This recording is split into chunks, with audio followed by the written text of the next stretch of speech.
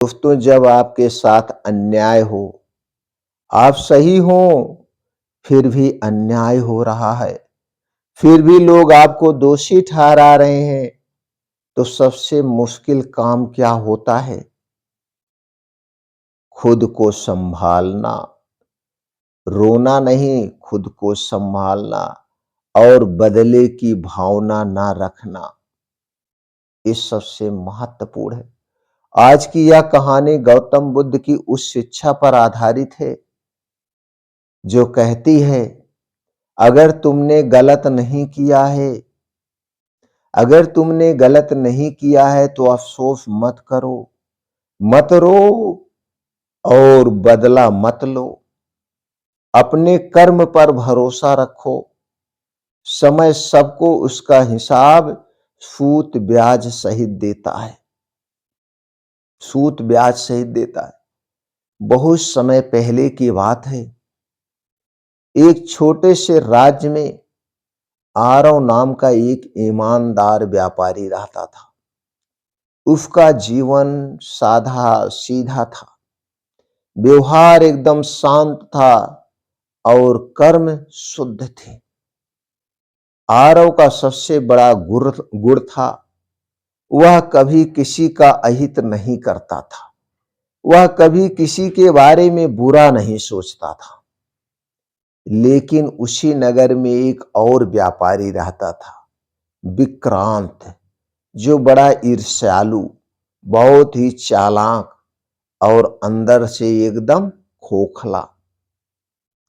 आरव की तरक्की विक्रांत को चुभती थी।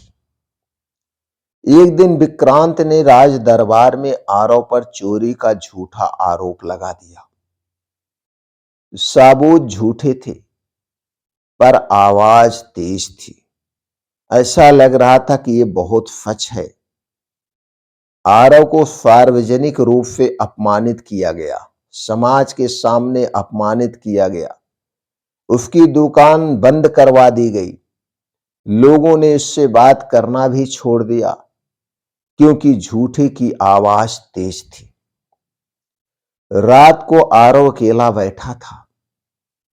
आंखों में आंसू थे। पास में कोई नहीं था, लेकिन दिल में सवाल था। दिल में सवाल था, मैंने क्या गलत किया? और फिर उसी रात वह गौतम बुद्ध के पास पहुंच गया। सब कुछ बता दिया, अपमान, अन्याय और मन में उठती बदले की आग। कुछ भी नहीं छुपाया, सब कुछ भगवान गौतम बुद्ध के सामने बक दिया।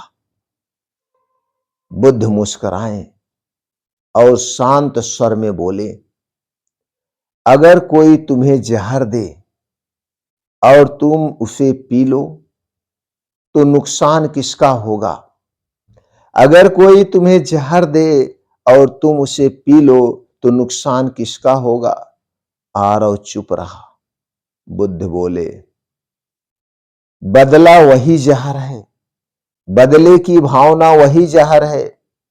तुम निर्दोष हो, फिर क्यों खुद को जला रहे हो? फिर क्यों तुम खुद को बदले की भावना में जला रहे हो? बुद्ध ने कहा, अगर तुमने गलत नहीं किया है तो रोना मत। आंसू ऊर्जा की बर्बादी है, आंसू को मत निकालो। बदला मत लो, क्योंकि कर्म का न्याय किसी राजा से तेज है और किसी अदालत से सटीक होता है। सबसे सटीक न्याय किसका है? वो कर्म का न्याय है। शांत रहो, अपने कर्म पर भरोसा रखो और समय का इंतजार करो। समय है, समय का चक्र चलता रहता है, कभी रुकता नहीं। फिर आरव ने पूछा, अगर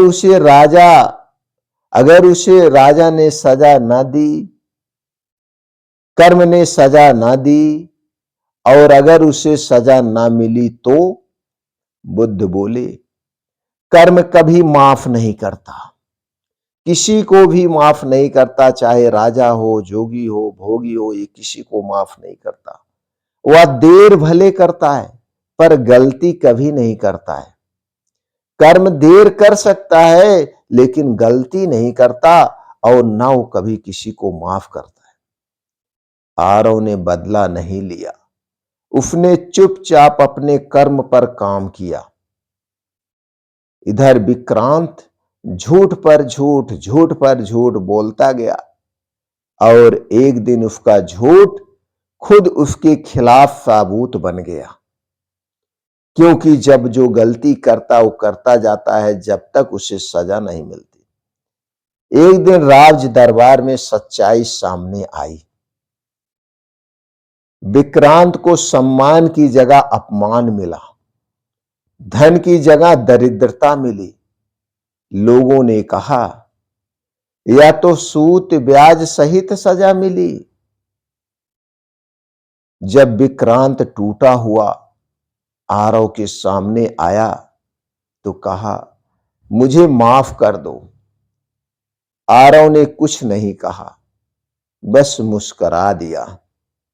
उसी समय बुद्ध के शब्द उसके कानों में गूंजने लगे। एक ही शब्द, बुद्ध के वो सारे शब्द जितने थे उसके कानों की चारों तरफ गूंजने लगे। जब कर्म देता है, जब कर्म सजा देता है तो तुम्हें कुछ करने की जरूरत नहीं होती है। जब कर्म सजा देता है तो तुम्हें कुछ करने की जरूरत ही नहीं होती है।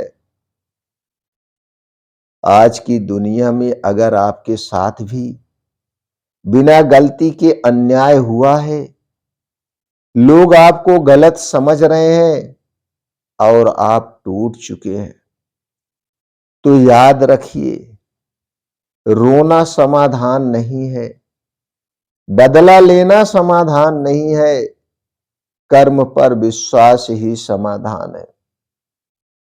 भगवान गौतम बुद्ध कहते हैं, शांत व्यक्ति सबसे खतरनाक होता है क्योंकि उसका न्याय कर्म करता है।